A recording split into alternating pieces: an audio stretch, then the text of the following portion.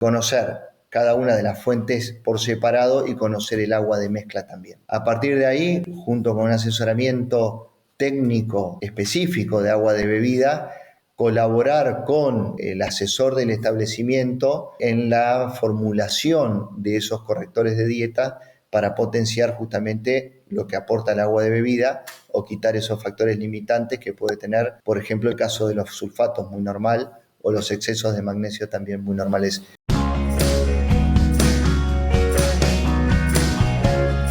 Buenas tardes, yo soy Mauro Venturini y les doy la bienvenida a este nuevo episodio de CarneCast. En esta ocasión vamos a tratar un tema de candente preocupación y mucha actualidad. Vamos a hablar de agua de bebida para la hacienda y en especial para el ganado de carne.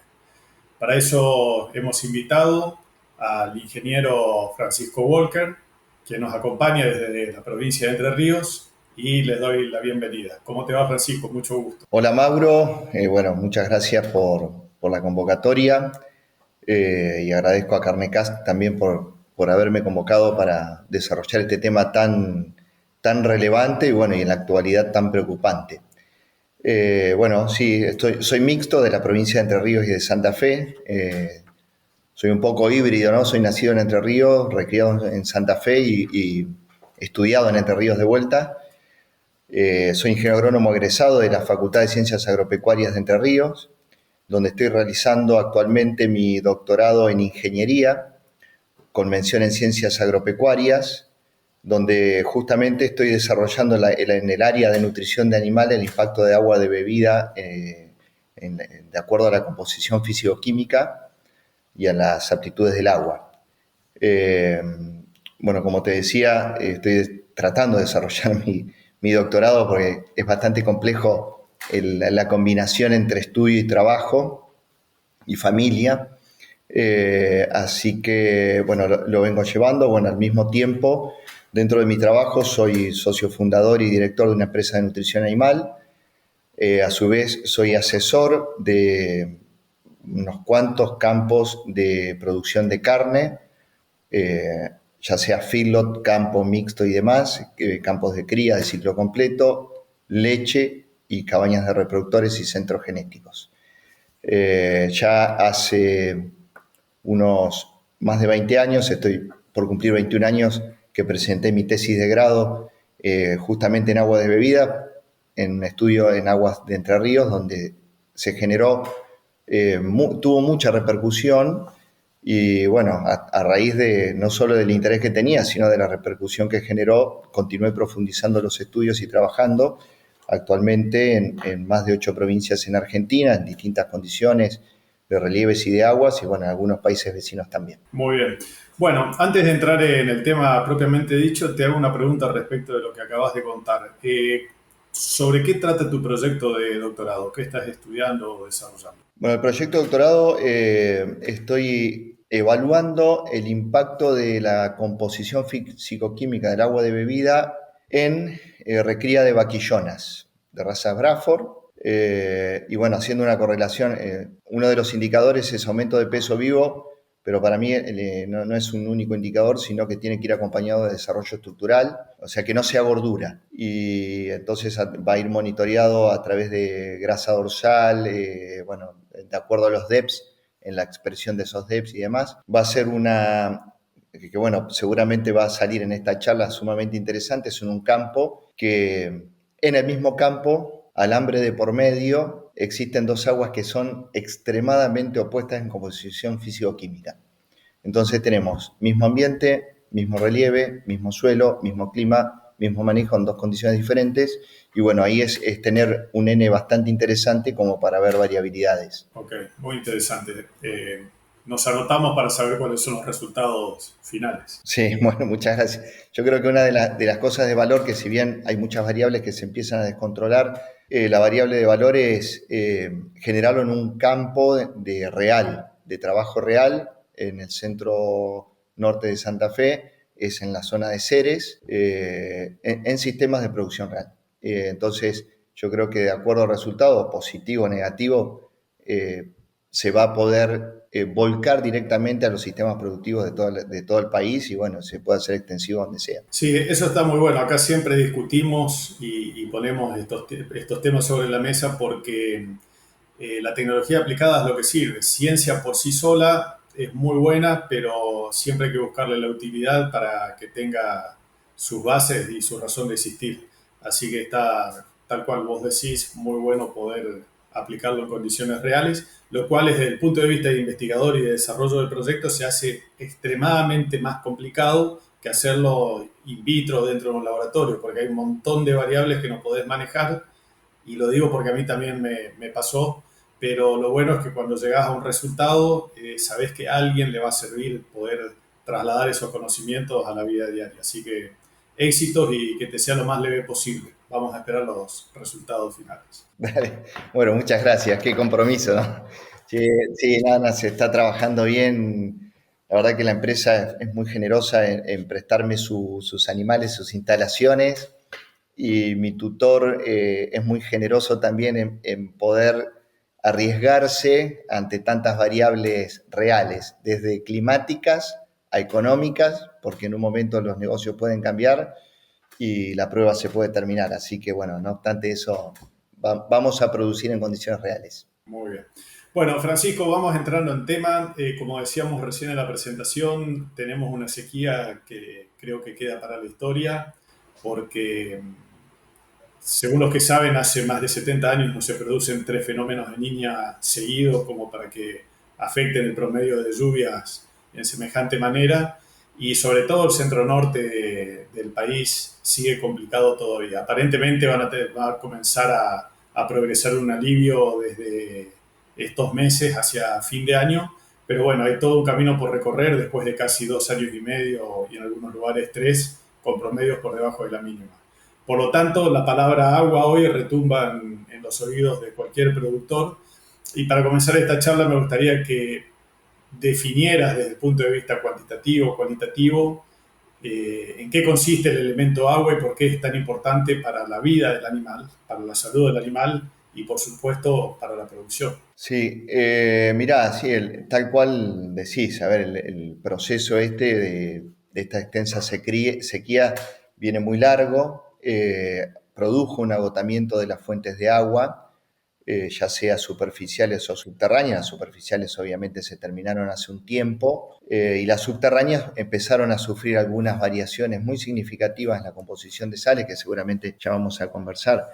Y la gran preocupación del agua, sobre todo acentuado en este tiempo, justamente es que el agua es un elemento vital, ¿no? Sabemos que podemos estar días sin comer, que los animales pueden estar días sin comer, pero sabemos que después de 48 horas sin agua se muere, y después de 24 la morbilidad es muy significativa. Entonces, eso solo explica la gran magnitud que tiene el agua de bebida, no solo en saciar sed, sino en las funciones orgánicas que tiene. Sabemos que el agua tiene distintas funciones, por supuesto es calmar la sed, pero sabemos que el cuerpo humano, el cuerpo animal es entre un 60-70% agua, ¿no? Yo digo que somos fluidos soportados por una estructura de hueso y un tejido muscular, donde en ese fluido el agua es el aportante número uno y tiene varias funciones, desde estar en las carreras de los metabolitos, en la absorción y secreción de residuos, en la termorregulación de los animales, en el ambiente fetal donde se están gestando esos futuros animales,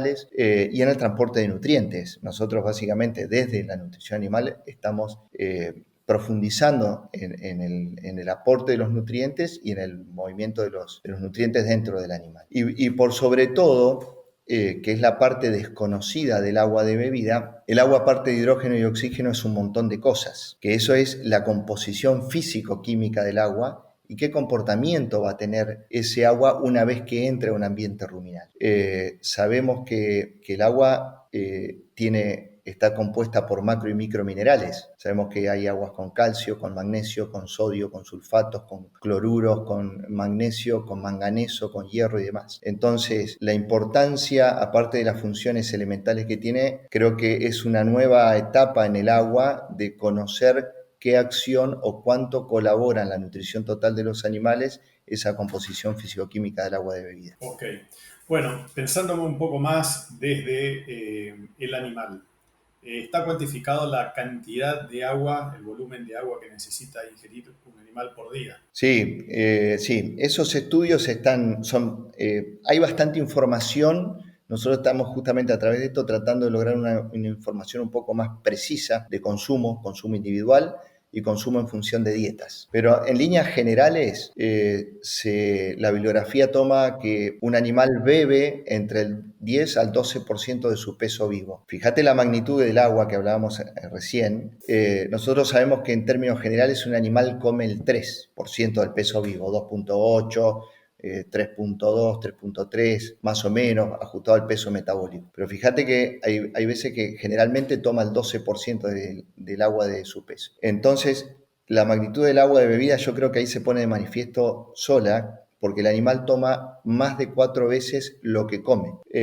Y bueno, y en función de eso va a depender también el tipo de dieta que tenga. Si un animal está sobre pastos verdes, que bueno, hace rato que no los vemos, ¿no? Ahora están los verdeos de invierno en algunos lugares que lo pudieron tener, ese agua que está contenida dentro de los forrajes aporta al consumo de agua. Pero si son dietas secas o de pastos diferidos, los consumos de agua aumentan. Aumentan tan significativamente que nosotros medimos consumos de agua del 15 al 18% del peso vivo, sobre dietas secas con muy buena tasa de pasaje. Ok, ¿hay alguna diferencia en los requerimientos de acuerdo a las edades o es pareja para todo tipo de categoría? Es una excelente pregunta. La respuesta no la tengo personal. Se toma esa proporción del peso vivo para la categoría bovinos en general. Parte de los estudios de esto que te estaba comentando hoy en la tesis es medir consumo de agua en etapas de la vida en relación al peso vivo y en función de la dieta. Pero yo creo, mira, hay una respuesta bastante concreta cuando uno mide materia seca, composición de cantidad de agua en un animal. Uno sabe que al principio un animal tiene el 70% de agua y un animal adulto tiene el 50% de agua. Entonces, evidentemente hay una pérdida de agua en el metabolismo y yo creo que induzco que debería haber una pérdida de el consumo de agua, una disminución en el consumo de agua. Sí, en realidad te digo hacia dónde iba orientada mi pregunta, porque mientras hablaba yo pensaba, cuando comentaba sobre la cantidad de agua que tiene el organismo, y en coincidencia con lo que vos expresás de los animales jóvenes, un ternero lactante, cuando es netamente lactante, su dieta es prácticamente líquida, porque los sólidos que tiene la leche son ínfimos porcentualmente hablando respecto de la cantidad de agua. Entonces decía, bueno, para la gente que hace destete precoz o hiperprecoz, lo importante que es la calidad del agua, y en realidad no la tenemos muy en cuenta. Uno trata de ver de que tenga un buen elemento, un buen starter, para un buen arranque, la fuente de fibra que corresponde, pero el agua muchas veces la subestimamos. Pero debe ser sumamente importante que tenga una buena calidad de agua ese animal joven también. Entonces, en momentos críticos como estos, que la calidad del agua es relativamente mala por concentración de los solutos, de las sales, y que se practican mucho los destetes anticipados, precoces, hiperprecoces, me imagino que debe ser un problema adicional que trabaja en forma silente en contra de la producción o del buen desempeño de esos animales. Por eso venía mi pregunta un poco pensando en ir atando cabos de todos estos elementos que se dan cuando uno de los ingredientes del consumo en general no cuenta con las aptitudes que corresponden. Sí, por supuesto, es buenísima la observación, Mauro. Y es el primer eslabón, ¿no? Todo lo que se genera en un animal en su etapa inicial, o yo llamo el destete precoz o hiperprecoz, un estado de emergencia nutricional, ¿no? Uno saca al ternero de su madre y es una neonatología, y es como preparar una mamadera con agua de la banquina o con agua potable, ¿no? La comparación que vos decís sobre bebederos. Sí, vos sabés que sobre todo este último año donde se profundizó la sequía, hay problemas, o sea, se puede observar que los animales que toman agua de mayor concentración de sales tienen menores tasas de crecimiento y en algunos casos aparecieron problemas de enfermedades raras independientemente del clima. Caso neumonías. No hubo lluvias, no hubo frío, no hubo barro, no hubo cambios de temperatura. Si bien hizo frío, después calor, no fue esos cambios bruscos y vemos animales sumamente inmunosuprimidos. Yo, además de la parte físico-química, recomiendo, sobre todo en estas categorías iniciales, el control microbiológico del agua de bebida. Hay pseudomonas, hay Escherichia coli, hay coliformes aerobios totales, y sobre todo en los terneros se debe controlar. Es más, yo creo que ante la duda se debería agregar algo de cloro en el agua en estas etapas iniciales, sin dudas. Ok, buena observación. Francisco, hablamos sobre la cantidad de agua que necesita un animal, 10-12% del peso vivo, vamos a redondear 50 litros por día. Un dato para tener en cuenta. Ahora vamos a la calidad. ¿Hay algunos parámetros que ustedes manejen para decir, bueno, esta calidad de agua es la aceptable o desde acá para arriba es aceptable, buena, muy buena? ¿Cómo decir? Concentración de soluto, pH. Uh-huh. Sí, mira, sí, existen algunas directrices. Yo prefiero hablar de aptitud de agua de bebida en vez de calidad de agua de bebida, y te explico por qué. Porque nosotros podemos tener un agua de muy buena calidad que para un sistema de producción puede ser óptimo o no puede ser óptimo, o sea, puede ser apto o no puede ser apto. Y esa va a depender del sistema de producción al que se someta ese agua, ¿no? O, mejor dicho, en función del agua de bebida que el sistema productivo tenga. A medida que se hace más intensivo el sistema productivo, se requiere mayor aptitud de agua. Normalmente esa aptitud de agua tiene que ver con menor concentración de sales. En líneas generales, se dice que las aguas de bebida que tienen más de 2,5 gramos de sales totales son óptimas para el ganado. Son buenas. Con menos de 1.000 son muy buenas. Con más de 4.500 podría empezar a ser ya mucho más para cría. Hay bibliografía que dice donde la carne y la leche no se puede producir o no es económicamente rentable con aguas de más de 4,5 gramos. Y ahí viene el por qué estoy estudiando tanto el agua, es porque sí se puede producir con aguas más complejas, pero lo importante es conocer qué tiene el agua adentro, qué composición físico-química tiene, y en base a eso, qué tratamiento desde la nutrición animal realizamos para acompañar ese agua de bebida. Hay casos, muchos casos, que son sorprendentes. Por ejemplo, vas a un campo, analizás o medís conductividad eléctrica, que es un parámetro bastante rápido de medir y muy simple, y medís un agua de conductividad eléctrica baja y llevas el agua al laboratorio y, por ejemplo, más del 30 o 40% son sulfatos. Entonces, estás hablando de sulfatos de más de 400 partes por millón, o sea, 400 miligramos por litro de sulfatos. Y la bibliografía dice que a más de 400 miligramos por litro, o ppm, empezarían los problemas por secuestro de cobre, carencia secundaria de cobre. Entonces, vos fijate que si uno pondría, yo te diría, mirá, un agua de 1,5 gramos es sumamente apta o tiene muy buena calidad, ojo, porque puede tener muy buena calidad pero no ser tan apta, o necesita un tratamiento especial. Después, por ejemplo, sí medimos, una de las primeras determinaciones que se hace es el residuo seco o conductividad eléctrica.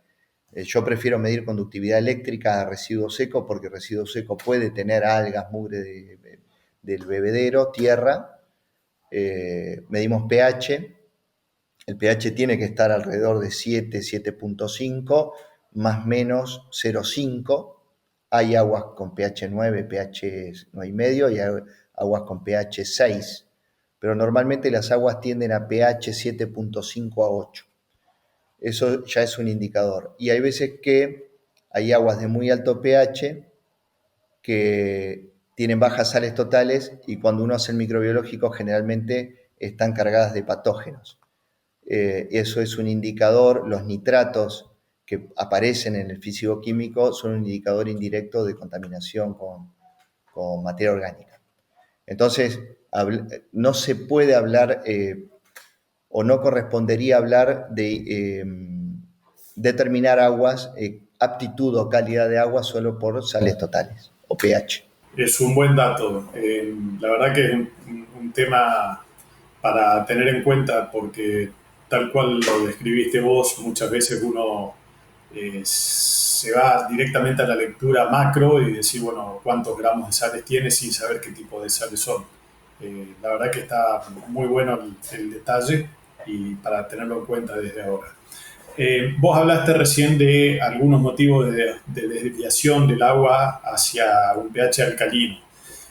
¿Tendrías datos de motivos para desviación hacia un pH ácido? Sí, normalmente el pH ácido es muy raro de encontrar y está mucho más influenciado por el tipo de suelo. Son suelos más oxidantes, generalmente de tierras más coloradas, más para, digamos, para el lado del noreste de Corrientes y Misiones. Es muy, muy raro encontrar en el área, al menos en el área que me toca trabajar a mí, en esta zona litoral Mesopotamia, aguas de pH ácidos. Generalmente son pHs más vales neutros a alcalinos y sobre todo por la formación de suelos que hay gran formación calcárea, ¿no? Cuando se retira el mar quedan esas formaciones calcáreas que le dan esas características de altas cargas de bicarbonatos y carbonatos en el agua. Eso es lo que por ahí uno, hay veces, perdón Mauro, hay veces que uno ve un reporte, un análisis y ve sales totales y cuando analizás las sales totales gran parte son carbonatos y bicarbonatos y eso ya te explica el pH elevado, no es contaminación de materia orgánica. Ok. Lo recomendable desde el punto de vista nutricional es corregir el pH cuando tienen esos desvíos o directamente el organismo se encarga de balancear esos pequeños desfasajes. Sí, está buena la pregunta. Mira, yo sostengo que querer corregir el agua es como querer corregir el pasto, ¿no? Son cosas que son muy difíciles, sobre todo por la magnitud de consumo, la cantidad de litros de agua. Entonces, por ahí corregir el pH en volúmenes muy grandes, en extensiones grandes, y sobre todo el animal consume por impulsos, sería bastante engorroso. Entonces, sí, lo que propongo desde la nutrición animal es observar, analizar y conocer esa composición físico-química de cada una de las aguadas principales que tenga un campo y en base a eso poder tomar esos elementos para hacer un balance de una dieta total. Yo llamo dieta total a lo que come el animal, lo que bebe el animal y los correctores que normalmente se agregan en la comida. Con ese el objetivo es justamente quitar factores limitantes que puedan estar interfiriendo en la asimilación de nutrientes. Ok, perfecto. Ahora estuvimos hablando del agua en general y al principio hiciste mención de bueno, la fase que es el agua propiamente dicha, oxígeno, hidrógeno, y el resto de los componentes o minerales. ¿Cuáles son los principales minerales que contiene el agua en términos generales? Como bien describiste, sabemos que es muy variable, incluso en un mismo campo dijiste que entre dos pozos que están muy cerca uno del otro varía mucho. Pero en términos generales, ¿con qué minerales esperás encontrarte en agua que sea apta para el consumo del ganado? Normalmente los minerales que uno considera por magnitud es calcio y magnesio. Son dos jugadores que van prácticamente de la mano y tienen que tener una relación entre ellos. La relación óptima es 2:1, 2 calcio y 1 magnesio. Después los cloruros, que los cloruros se determinan solamente como cloruros, no como cloruro de sodio. Y ese valor de cloruros con el valor de sodio hace una relación muy importante porque parte puede ser por sal y parte no. Y en mi preferencia soy un gran observador de los sulfatos. El sulfato sí aparece como sulfato y no aparece como elemento. Y bueno, y el sulfato puede estar combinado con el calcio, con el magnesio y con el sodio. Entonces puede generar distintos tipos de sales y de ahí, junto con el pH, uno puede ir interpretando con solo leer un análisis qué comportamiento puede tener el agua en la palatabilidad y una vez que entra al rumen, ¿no? Hoy me preguntabas qué pasaba cuando entraba al rumen, que no te respondí, ahora te respondo. Estoy estudiando también y lo uso dentro del tipo de minerales que uso en las dietas, justamente el potencial redox, porque vos estás entrando a un medio, estás entrando con un pH distinto al pH del ambiente ruminal, donde hay distinta absorción de nutrientes.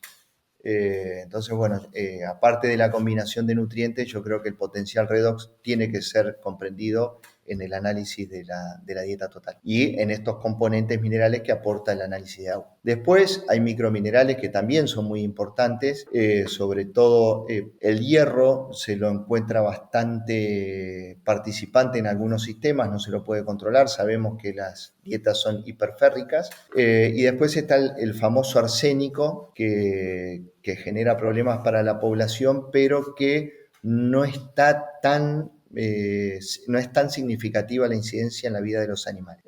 Se puede tratar, es costoso, pero no hay suficiente evidencia que diga que hay que eliminarlo de las dietas porque pasa carne, por ejemplo, de consumo humano o pasa leche. Aparentemente todavía no es necesario tratarlo. Claro. Entre uno de los elementos que mencionaste está el magnesio y sabemos que el magnesio le da un sabor amargo al agua, o sea, el elemento mismo tiene un sabor amargo. Entonces, una limitante para el consumo. Es muy común escuchar de la gente de campo decir que los animales se acostumbran a ese sabor amargo y toman el agua igualmente. ¿Vos creés que hay un proceso de acostumbramiento o hay en realidad una necesidad fisiológica de saciar justamente esa demanda de agua y tienen que ingerirla porque no hay otra alternativa? Sí, está buenísima la pregunta. Yo creo las dos cosas. Es cierto lo del agua magnesiada, bueno, soy de probar en boca el agua del que toman los animales y en estos más de 20 años probando aguas uno ya, no te digo que tiene un laboratorio en la boca, pero ya determina bastante ese sabor amargo, picante, en qué parte de la lengua está, si está sobre la parte de atrás, adelante, si va al paladar. Y ese magnesio genera restricciones de consumo, hasta un punto donde el animal empieza a padecer hambre de agua. Entonces cuando padece hambre de agua empieza a consumir el agua y la toma hasta su punto de salud o su nivel de producción. La bibliografía también indica, hay varios estudios sobre los bajos submeridionales, sobre todo donde estudio bastante el agua de bebida y trabajo bastante fuerte ahí también. Dice que la aptitud del agua de bebida depende, o sea, el límite máximo de aptitud de acuerdo al sistema productivo depende hasta cuándo el animal empieza a perder índices productivos. Entonces, bueno, cuando el animal empieza a tener hambre de agua, ya dejó de tomar agua. Si dejó de tomar agua, dejó de metabolizar y obviamente dejó de comer. Entonces ya los índices productivos ya disminuyeron. Por otro lado, entiendo y creo que ahí es donde viene la nueva era de la ganadería, si se le quiere llamar. Existen adaptabilidades fisiológicas, yo digo que existe una inteligencia metabólica donde el metabolismo animal sabe cómo adaptarse a esos límites y se debe producir. Yo creo que la otra vez escuchaba una grabación de Alejandro Relin donde hablaba de programación fetal. Nosotros en nutrición, yo trabajo también sobre nutrición genética, trabajamos sobre los DEPs, seleccionamos sobre DEPs y creo que sería muy interesante poner un DEP de adaptación al ambiente y al agua de bebida para generar justamente a incrementos de producción de acuerdo al agua de bebida, porque esos factores limitantes que decías vos de magnesio no se pueden controlar desde el agua de bebida. O hay que incurrir a inversiones que pueden ser capturas de agua de lluvia que se mezclan con el agua de bebida, hace 3 años que no llueve, inversiones en plantas de ósmosis inversa. La realidad es que esas plantas de ósmosis inversa tienen un costo muy, muy significativo, donde no todas las empresas pueden ponerlo y bueno, requeriría otro tipo de inversiones, préstamos a largo plazo, baja tasa, donde creo que no es el momento adecuado. Entonces, seleccionar animales por adaptación al medio que creo que sería una buena herramienta. Sí, sí, es un buen ítem. Como para aportar algo más, yo recuerdo en la sequía del 2007, 2008, 2009, que era una situación parecida a la de ahora, y había gente que, desesperada por ver que no podía contener a los animales con el agua que le estaban ofreciendo, porque era de extremadamente mala, concentrada en minerales justamente por la sequía, eh, trataba de ponerle saborizantes como para enmascarar estos sabores. Y lo que yo trataba de explicar era de que, a menos de que esos animales consumieran esa agua saborizada, tenían que entender que a ese exceso de sales debería sacárselo de encima del organismo y eso demanda un costo energético altísimo. Por lo tanto, como decías bien vos, el costo productivo se ve resentido. Entonces, hay que tener cuidado a veces de que si el animal no consume por voluntad propia, buscar una alternativa diferente, como es la dilución con aguas de lluvia, con los sistemas de cosecha de agua, porque saborizando aguas extremadamente salinas, indefectiblemente tarde o temprano van a producirnos un costo extra desde el punto de vista productivo, por la demanda de energía que requiere el organismo para poder excretar después esas sales, más allá de que muchas veces terminan convirtiéndose en algún tipo de enfermedad. Francisco, nos quedan un montón de temas. Hasta acá hablamos solamente de agua y las necesidades del animal. No hablamos de agua en casos de situaciones extremas como la de la sequía. Por lo tanto, ya te estoy convocando para otro episodio. Pero antes de finalizar esta primera parte, quisiera que me digas a tu criterio qué mensajes le dejarías a un productor que ya tiene o está iniciando un sistema productivo respecto del agua. ¿Qué calidades de agua debería tratar de buscar? ¿Cómo generar reservas? ¿Cuántas reservas generar dentro de las posibilidades? ¿Y cómo manejar en el sentido del aprovisionamiento, tipos de bebederos, tipo de tanques? En general, estoy hablando tanto para rodeo de cría como para confinamiento, si bien el confinamiento es un poco más eh, intensivo y fácil de controlar que en un campo abierto. Pero en términos generales, digo, ¿qué consejos le dejarías a un productor que tendría que ponerle el ojo al tema de agua antes de empezar a producir? Sí, bueno, sí, el tema del agua es infinito, ¿no? Uno podría hablar días, horas, semanas, y a medida que uno va tocando un punto se van abriendo un abanico de variables. Es un tema apasionante. Como consideraciones generales, el agua de bebida tiene que ser tan cuantificada como cuando uno va a relevar un campo y ve la fertilidad de los potreros o el apotrenamiento o demás. Tiene que analizar, se debe analizar fisicoquímicamente el agua de bebida para conocer en qué situación se encuentra, ¿no? Ya hablamos hoy de sales totales, es un gran indicador, o conductividad eléctrica es un gran indicador, eh, y se debe conocer porque de acuerdo a eso uno puede intervenir más o menos desde la nutrición acompañando a ese sistema productivo para lograr un objetivo.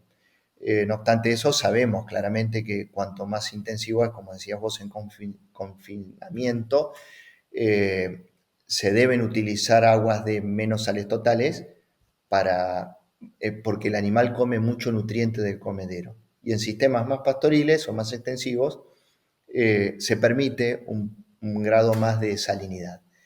Se tiene que dimensionar, se tiene que conocer el volumen de agua, ¿no? Si se va a usar un agua de origen superficial o subterráneo. Vamos a dar por entendido que el nuevo niño termina con esta sequía y va a volver a aparecer el agua superficial. Sabemos que las aguas superficiales son una fuente muy importante en grandes áreas de la provincia de Entre Ríos, de Corrientes, norte de Santa Fe, sur de Santiago del Estero y algo de Chaco en los bajos submeridionales, y se deben dimensionar esas y las aguas subterráneas. Y yo creo que esta gran sequía nos enseña, este cambio climático permanente nos enseña a que vamos a seguir con estas irregularidades. Yo me prepararía para seguir con ello y estudiaría la forma de tener un centro de almacenamiento de agua que sea alimentado por varias fuentes de agua distintas. Entonces,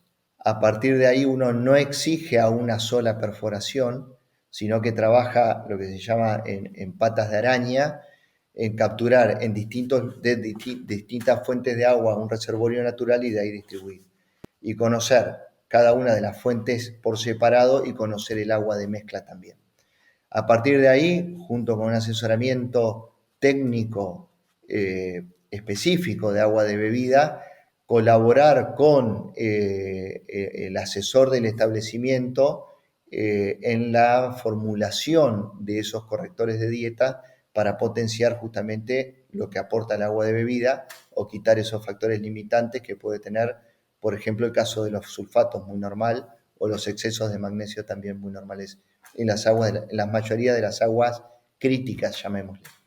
Después, en aguas pobres, que llamo, que son sumamente aptas, de 1 gramo o menos de 1 gramo, que hay muchísimas, es todo lo contrario, ¿no? Cuánto más hay que aportar para lograr los potenciales de objetivos en base a los potenciales genéticos que se obtengan en el campo, ¿no? Estamos en un crecimiento genético muy interesante en todos los rodeos. Todos esos animales seleccionados fueron adquiridos con niveles nutricionales superiores y obviamente que heredan esos requerimientos a su descendencia. Entonces es necesario cada vez hablar más de una nutrición de precisión y el agua de bebida es una parte fundamental de eso. Ok, coincido perfectamente. En resumen, hay que tratar de adaptarse a los cambios que vienen lo más rápido posible. El cambio climático ya está y es evidente de que si bien tal vez los promedios de lluvia anuales se mantengan, la distribución de esas lluvias es diferente, entonces hay que imaginarse o idearse algún tipo de sistema que nos permita generar reservas para las épocas de carencia. Obviamente que con carencias tan largas como esta que estamos viviendo de 3 años, es muy difícil imaginarse un sistema, pero en condiciones no tan extremas tal vez podamos amortiguar esos impactos. Bueno, Francisco, la verdad que muy interesante la charla. Te invito a que grabemos un próximo episodio y me gustaría posicionarnos en la situación de sequía actual, ver cuáles son las estrategias que se pueden manejar, conocer qué tipo de realidades en cuanto a calidad de agua te encontrás normalmente y cómo lidiar con esa realidad hasta que el clima cambie y empezamos a recibir lluvias más normales. Así que muchísimas gracias y te vamos a invitar entonces para el próximo episodio de Carnecast. Bueno, muchas gracias Mauro y a vos, a Carnecast, y bueno, gracias por permitirme la posibilidad de poder compartir estas experiencias en agua y bueno, todo lo que uno pueda colaborar para sumar a la producción ganadera de la Argentina y de todas las personas que necesiten o deban considerar el agua de bebida como una parte fundamental de sus dietas. Gracias Francisco y nos vemos en el próximo episodio. Gracias.